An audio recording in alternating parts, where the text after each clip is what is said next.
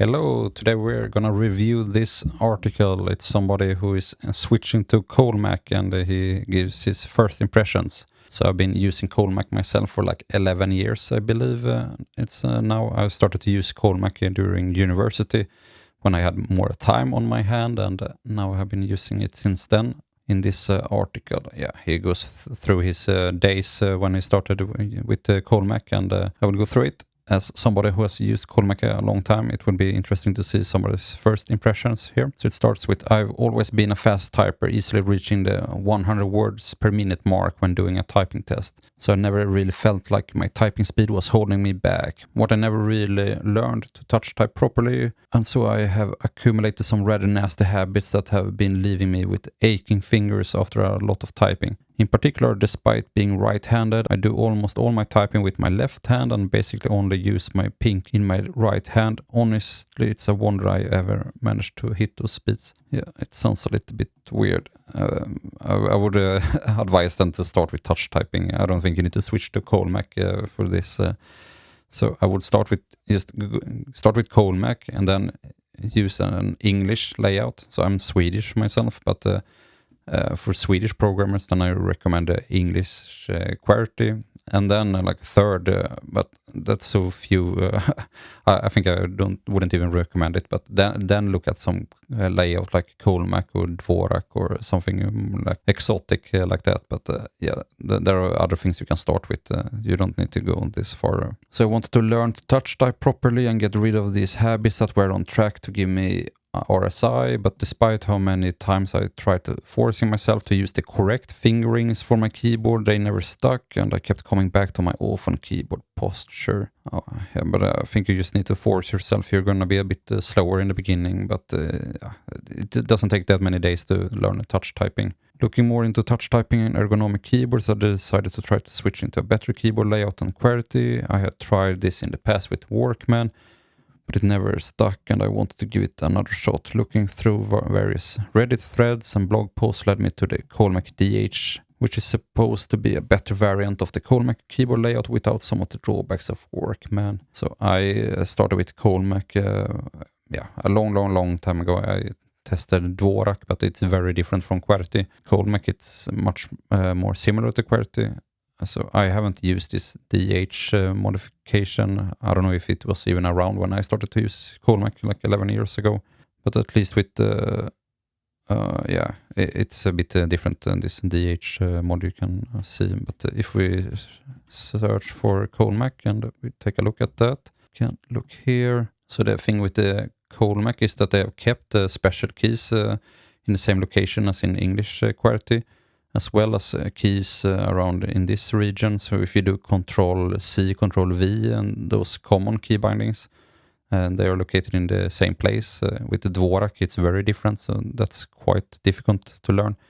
But these like muscle memory things with this Control-A, Control-Z, Control-X, those common hotkeys, they are in the same place. So it's a bit easier to learn, as well as with the special keys here. But as we could see here, it's a little bit different already here. So I don't know, maybe it's better, but I learned Colemak, and I'm happy with that one. I haven't really thought about this variant. I'm writing this blog post as a sort of diary as I get used to switching to this new layout, so let's get started. So day 0, typing speed 22 words per minute, so as to not go in cold turkey and leaving me unable to work until I got used to the new layout. I started out with using 𝗘𝗺𝗶𝗹.com, which teaches you the keyboard layout progressively by starting with the home row and unlocking the next letter once you are accurate enough with the existing letters. Looks like a nice software to use to learn.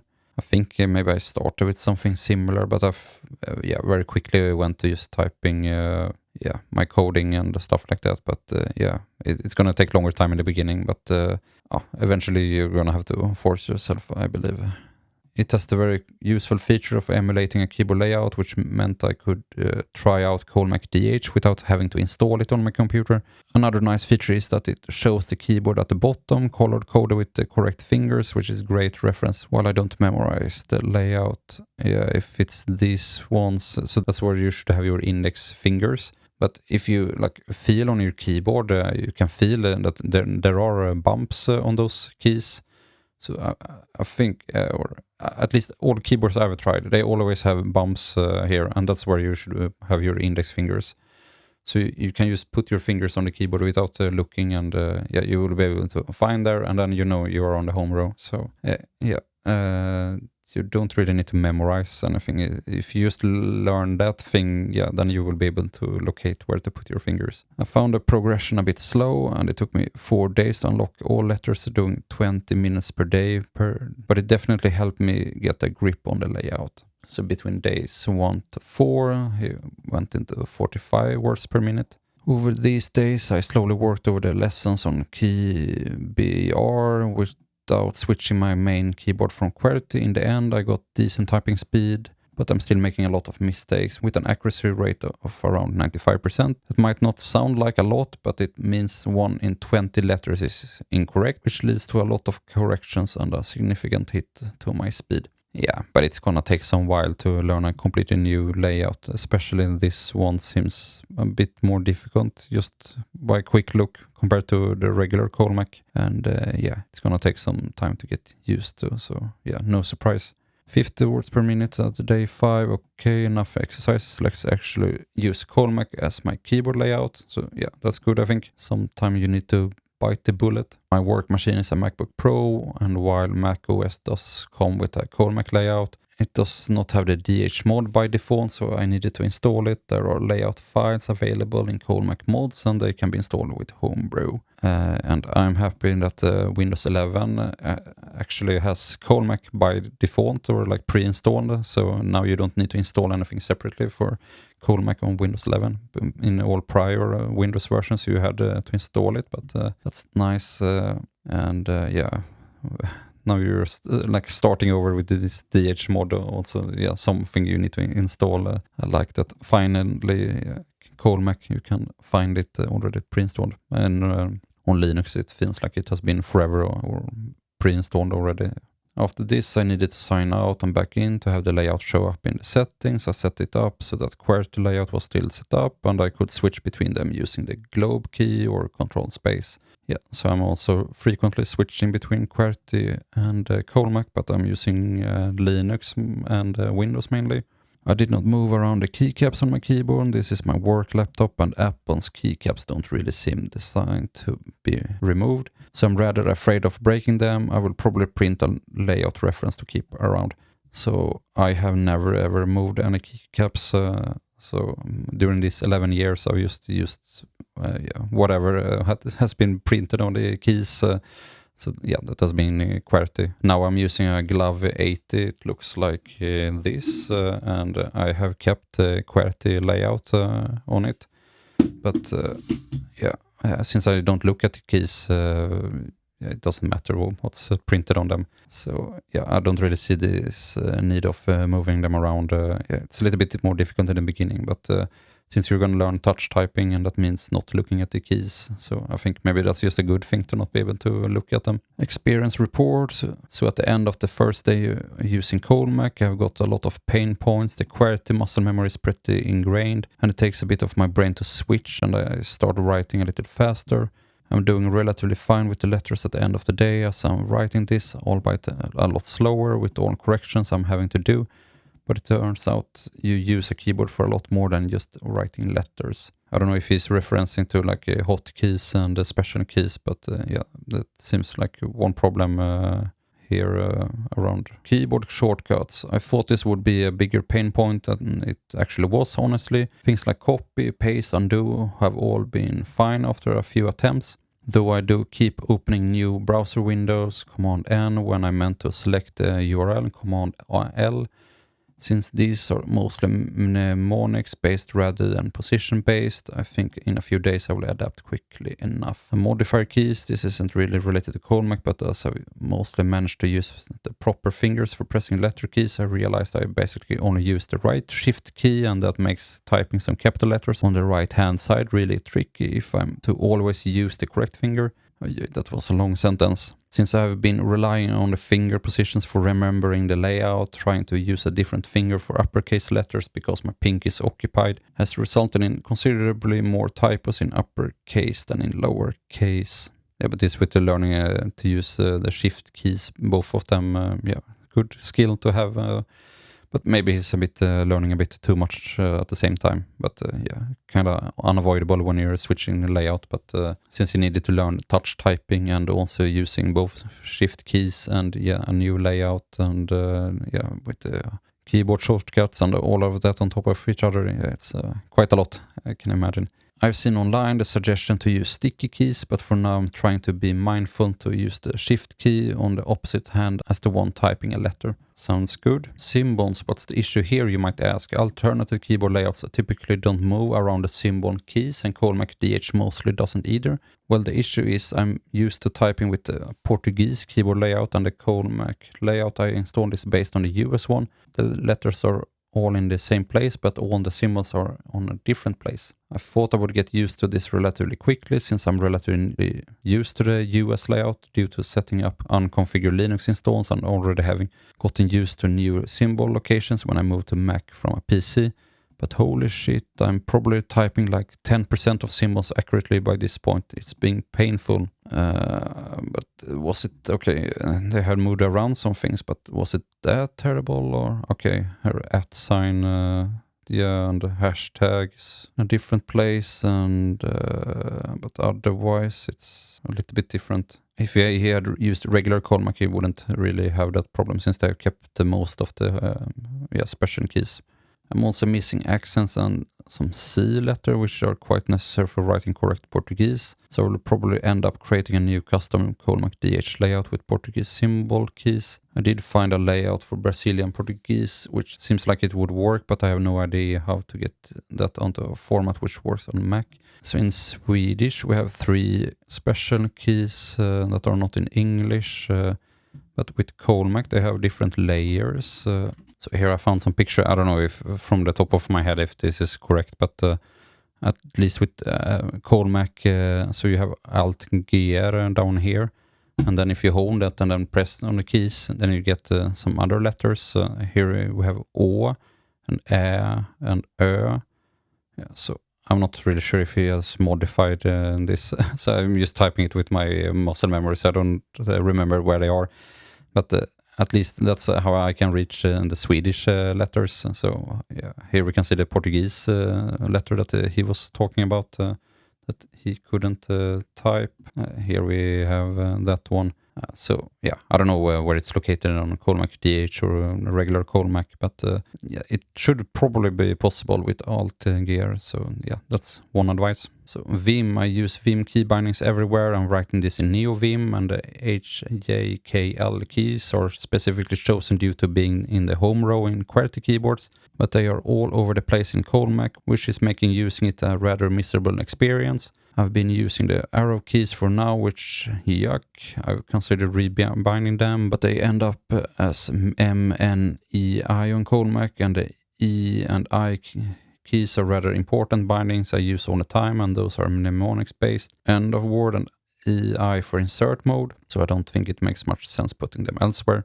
I wouldn't do any rebinding or anything either. So I'm also using Vim, but there are Vim key bindings in like almost all software. So if you start to rebinding in one, then you would have to rebind them in all programs. So I think you just have to get used to that. These keys are a little bit awkward in Colemak, but if you get better at Vim, then you wouldn't rely that heavily on those keys. And even if they are a little bit weird location, it's not that big of a problem, I think. Random other stuff. I've been realizing I type a lot of stuff purely from muscle memory and not by thinking of the actual word. I'm not saying this because I have had okay accuracy with writing text, around 98% now, but absolutely abysmal accuracy with things such as command line commands. I keep doing DS instead of CD and NN instead of JJ.